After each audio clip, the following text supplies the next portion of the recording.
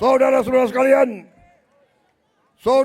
sekalian, saya ingin menyampaikan bahwa pemerintah yang saya pimpin akan bekerja sekeras-kerasnya untuk menghilangkan kemiskinan dari bumi Indonesia.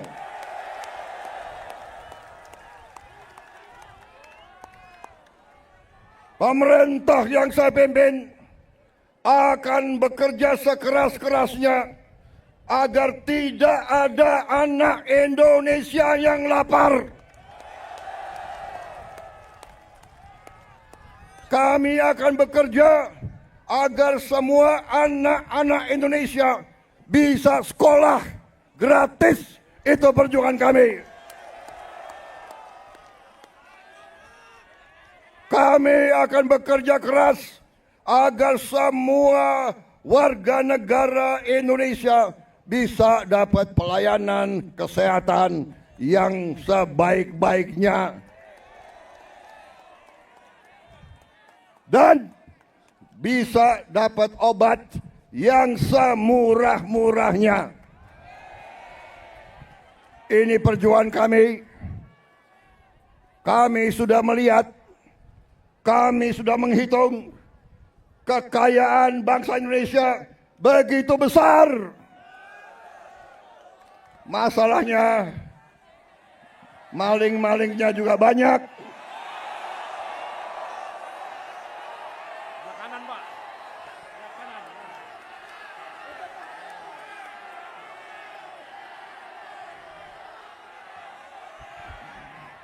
Saudara-saudara sekalian, pemerintah yang saya pimpin bertekad untuk berusaha menghilangkan korupsi dari bumi Indonesia.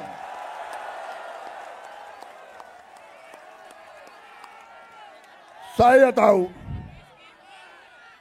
tahu bahwa ini bukan pekerjaan ringan.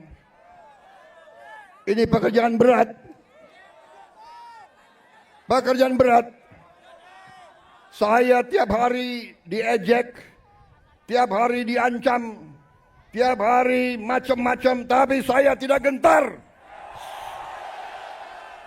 Saya sudah katakan, saya rela, saya siap, saya ikhlas mati untuk bangsa dan rakyat saya.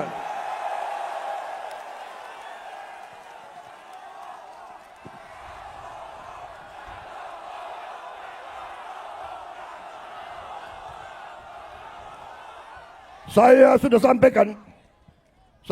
sampaikan, hai kalian-kalian yang di dalam lembaga-lembaga pemerintah, kalian digaji oleh rakyat. Saya katakan, hentikan korupsimu. Hentikan kalian mencuri uang rakyat, hentikan.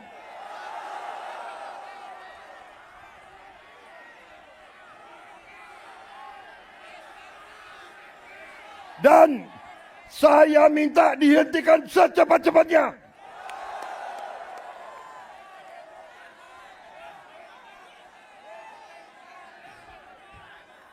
Saudara-saudara sekalian, saya sudah lama jadi orang Indonesia.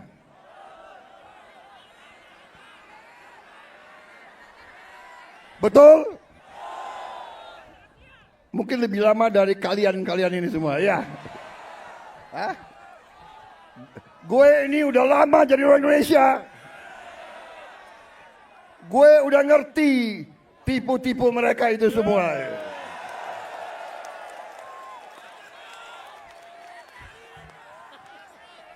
Saudara-saudara, kenapa mereka takut aku jadi presiden? Karena aku tahu tipu-tipu mereka, gue tahu semua tuh.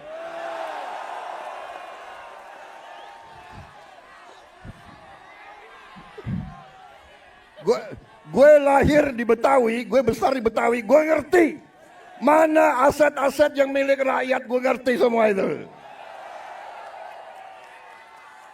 Dan gue akan tarik kembali jadi milik rakyat, saudara-saudara sekalian.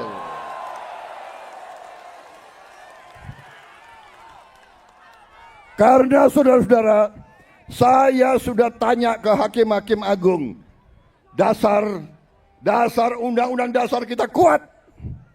Dasar undang-undang kita kuat. Bumi dan air dan semua kekayaan yang dikandung di dalamnya dikuasai oleh negara.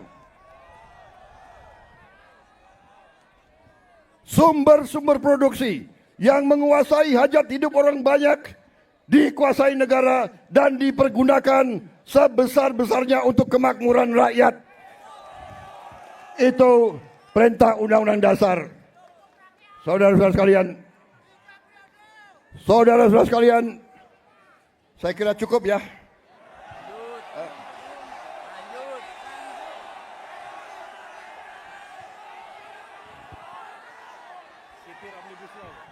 Kalian nggak kepanasan?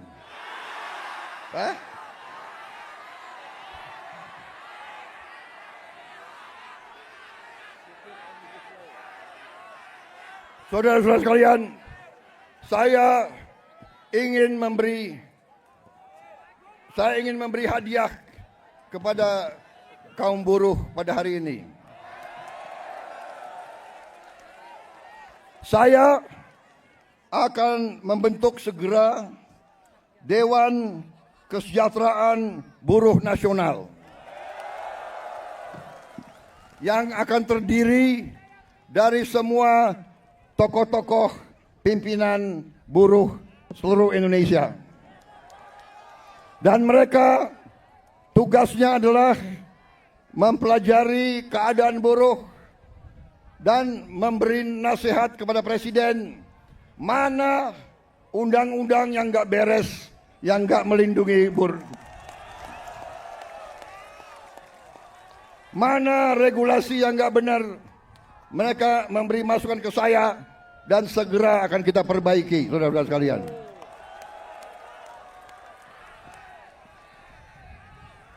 Saudara-saudara sekalian, kita juga atas saran dari pimpinan buruh, atas saran dari Pak Said Iqbal dan Pak Jumbur, kita akan segera membentuk Satuan Tugas PHK. Kita tidak akan membiarkan rakyat kita tidak akan biarkan pekerja-pekerja di PHK-kan seenaknya.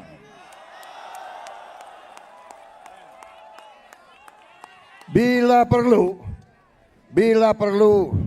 tidak ragu-ragu kita, negara akan turun tangan, saudara sekalian. Saudara-saudara sekalian, juga kita akan segera meloloskan RUU Perlindungan Pekerja Rumah Tangga. Wakil Ketua DPR yang hadir, Pak Dasko, Pak Sufmi melaporkan ke saya, minggu depan RUU ini segera akan mulai dibahas. Mudah-mudahan tidak lebih dari 3 bulan undang-undang ini akan selesai kita bereskan.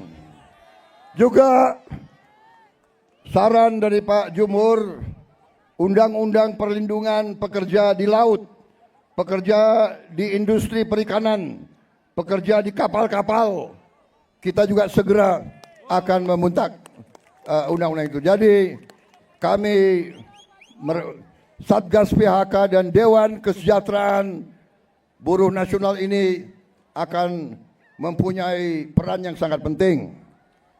Saudara-saudara sekalian, saya juga akan meminta Dewan Kesejahteraan Nasional mempelajari bagaimana caranya kita kalau bisa tidak segera tapi secepat-cepatnya kita ingin menghapus outsourcing. Tapi saudara-saudara, kita juga harus juga realistis. Kita juga harus menjaga kepentingan para investor juga. Kalau mereka tidak investasi, tidak ada pabrik, kalian tidak bekerja.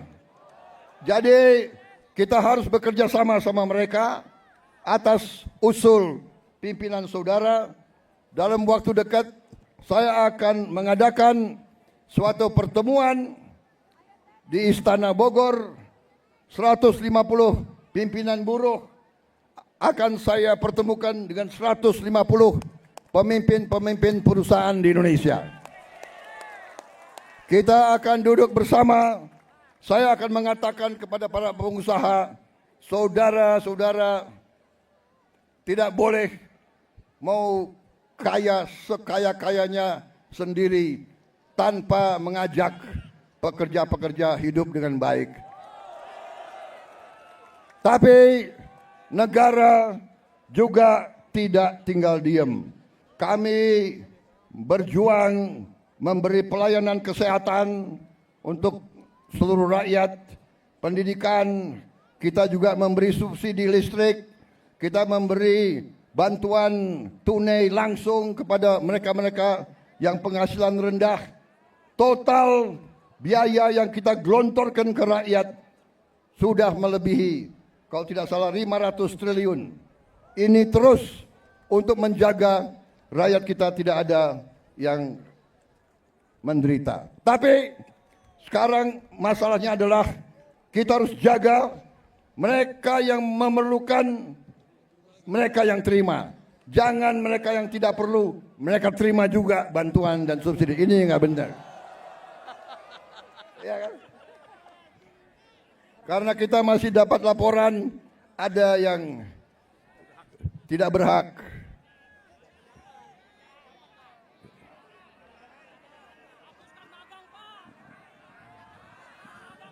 Saudara-saudara sekalian,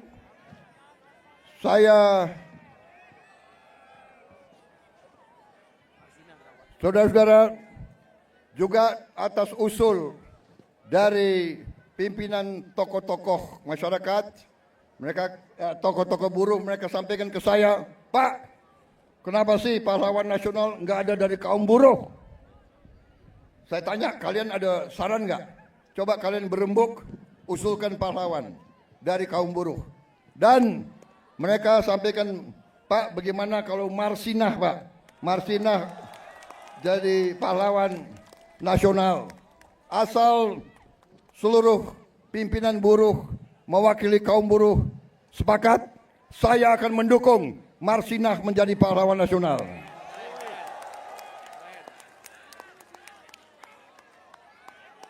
Cukup? Cukup?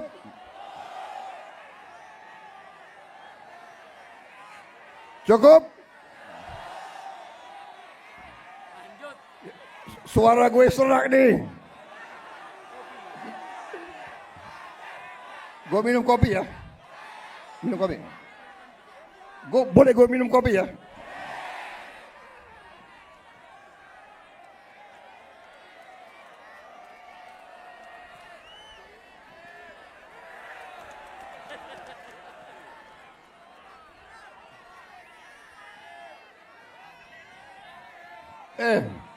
Ini lo yang minta ya. Gue kalau minum kopi gue bisa pidato 3 jam loh.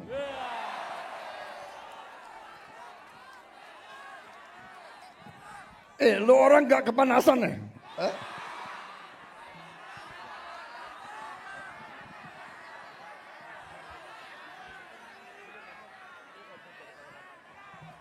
Tapi gue udah kehabisan bahan.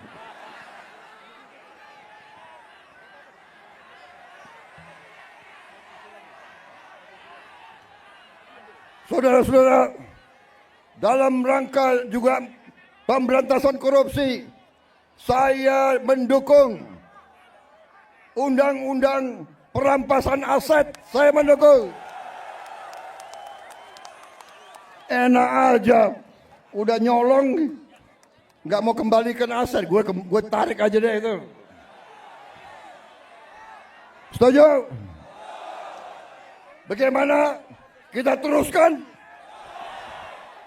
teruskan perlawanan terhadap koruptor. Nanti lu dikasih duit, Lu demo untuk koruptor. Hah? Benar ya? Awas lo. Gue heran di Indonesia ada demo mendukung koruptor, gue heran tuh.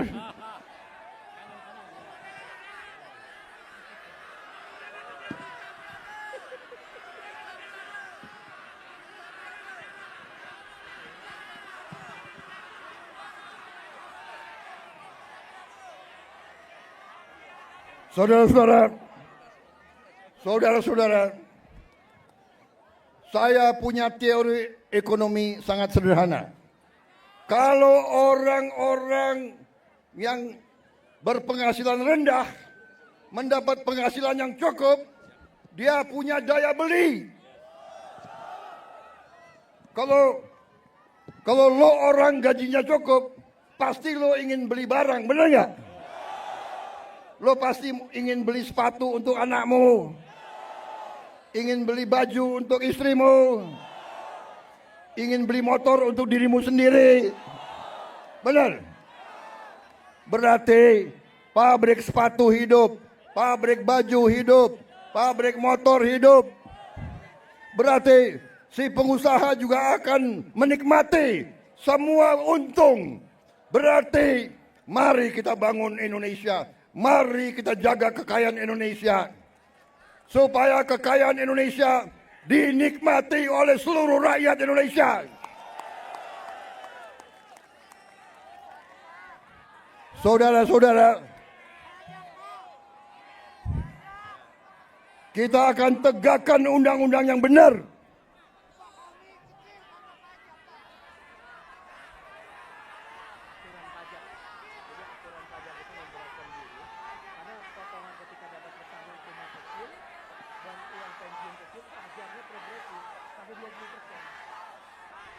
Ya, saya akan pelajari kembali masalah pajak.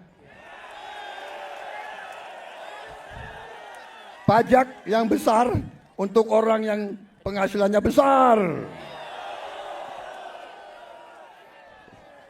Lo orang gajinya nggak besar, jadi ngapain dipajak? Tapi kalau pajaknya sedikit-sedikit boleh dong? Boleh ya? Ya, kalau pajaknya nggak terlalu besar boleh ya? Ya, bayar deh dikit-dikit deh.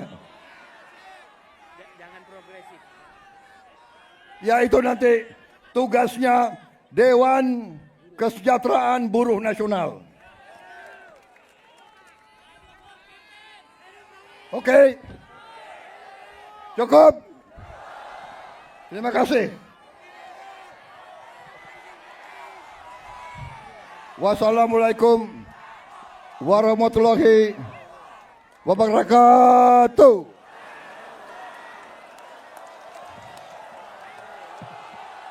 Terima kasih.